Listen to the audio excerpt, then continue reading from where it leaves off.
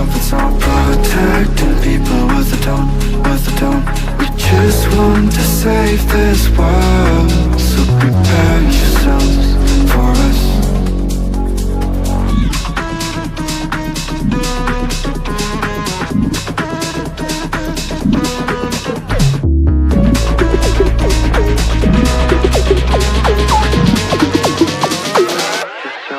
For us.